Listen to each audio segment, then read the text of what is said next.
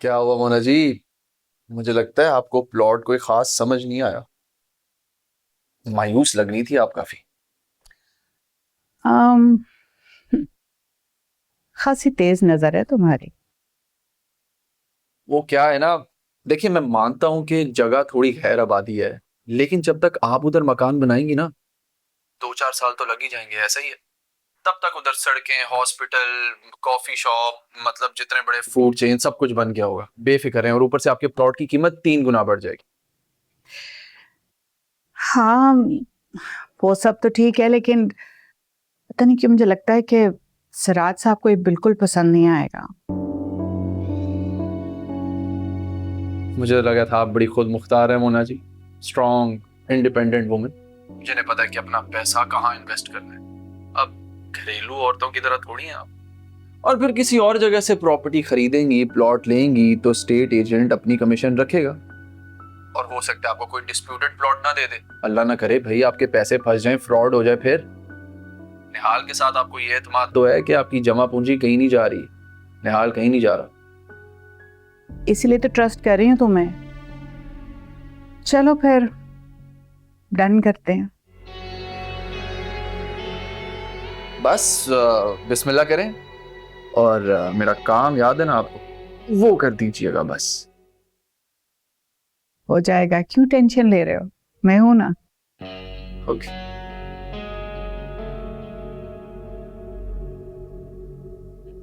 ये तीर लगा सीधा निशाने पे।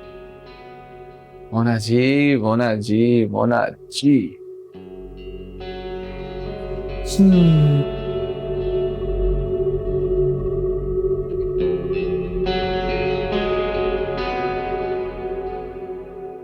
हमारा मरकज है सिंगार आज कुछ अलग ही लग रहा है। आज ये दुकान चमक रही है। दुकान नहीं, अभी बुटीक है। मैंने नया बोर्ड ऑर्डर कर दिया है यहाँ के लिए। तुम एक काम करो, मुझे रिकॉर्ड बुक दिखाओ। तुम्हें पता है टाइम पे ऑर्डर्स डिलीवर करने से ना बिजनेस को फायदा होता है। सारा हिसाब किताब लिखा भाईजान ने। ऐसा कोई कंप्यूटर बना ही नहीं है जो भाईजान को टक्कर दे।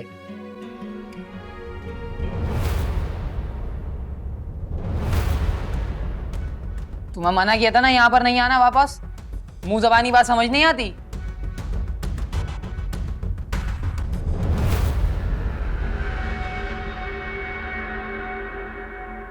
ग्राहक हूं, कस्टमर। दरवाजा खुला देखा तो अंदर चला आया, इसमें बदतमीजी वाली क्या बात है डैनी छोटू? हम आज कोई ऑर्डर नहीं ले रहे हैं क्योंकि हुमायूं नहीं है। आप तो है ना मिसेस हुमायूं? वो क्या है, एक अर्जेंट सूट सिलवाना था अपनी मंगेतर के लिए। हो सकता है अर्जेंट मंगनी हो जाए और फिर अर्जेंट शादी। भारी काम वाला सूट है, खराब मत कीजिएगा। मैंने कहा ना हम आज ऑर्डर्स नहीं ले रहे हैं। दुकान रेनोवेट हो रही है, आप ये कहीं और ले जाएं। ऐसे कैसे, मुझे और कोई समझ आता नहीं। वो क्या है ना, मरकज़े सिंगार के कारीगरों के हाथ में जो नजाकत है वो कहीं और नहीं। तो प्लीज। डैनी शायद ये बाहर का रास्ता भूल गए, तुम प्लीज दिखा दोगे इन्हें। बाहर का तो मोहल्ले में बहुत सारे दर्जी हैं, आप वहां से जाकर सिलवा दो। जाओ।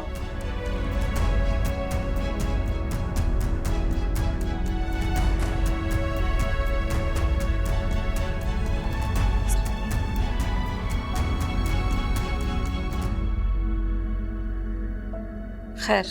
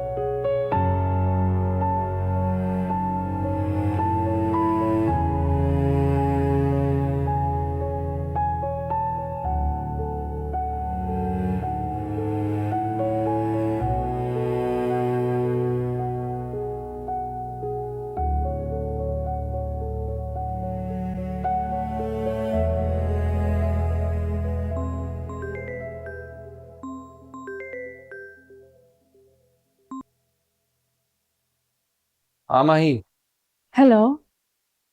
क्या हुआ? सब ठीक तो है ना?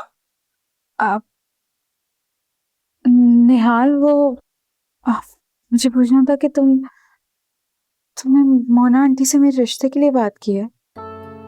हाँ सॉरी यार, तुमसे पूछे बगैर इतनी बड़ी बात कर दी मैंने। वो क्या है ना, पता नहीं कब कैसे मुझे तुमसे इतनी ज्यादा उनसियत होना शुरू हो गई। बेसाख्ता मेरे मुंह से ये बात निकल गई। तुम राजी तो हो ना इस रिश्ते से? नहीं निहाल, असल में मेरे साथ भी ना कुछ ऐसा ही हुआ है। जिस दिन से मोना आंटी ने तुम्हारे प्रपोजल वाली बात बताई है, उस दिन से तुम मुझे क्या तुम्हें मैं और बुरा लगना शुरू हो गया क्या? नफरत हो रही है मुझसे? नहीं निहाल, बात ये नहीं है। दरअसल मेरे दिल में जो भी तुम्हें लेके गलतफहमियां थी ना, वो तो उसी दिन दूर हो गई थी जिस दिन तुम मेरी तन्हाई में हेल्प करने के लिए आए थे। तुमने मेरी तन्हाई का कोई गलत फायदा नहीं उठाया। और जब से तुम्हारे प्रपोजल वाली बात हुई है निहाल, तब से मेरे अंदर ना मुझे ऐसा लग रहा है कि जैसे तुम ही वो शख्स हो जिसको मैं चाह सकती हूँ। सच?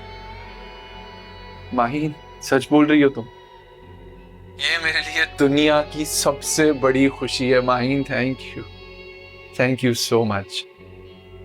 मोना आंटी तो पहले ही मेरे हक में है, अब बस सिराज अंकल को मनाना है और उन्हें मैं इंशाल्लाह मना के रहूंगा। यही तो मसला है निहाल, अब्बा नहीं मानेंगे। वो तो सईद साहब के रेफरेंस से कोई रिश्ता भी लेकर आ गए हैं मेरे लिए, और सारे घर वाले उस रिश्ते पे राजी हैं। नहीं, इनकार करो फौरन, ऐसा नहीं हो सकता। अगर ऐसा हुआ ना माहीन, तो मैं खुद को जान से मार लूंगा, मैं खत्म कर लूंगा खुद को। हाल तुम्हें लग रहा है कि कोई मुझसे यहाँ पे पूछ रहा है? अब्बा तो सिर्फ फैसले सुनाते हैं। निहाल, तुम ऐसा क्यों नहीं करते कि तुम शीरी भाभी को जल्द से जल्द घर पे भेज दो? क्योंकि अगर तुमने ये काम जल्दी नहीं किया ना, तो मैं किसी को रोक नहीं सकूंगी।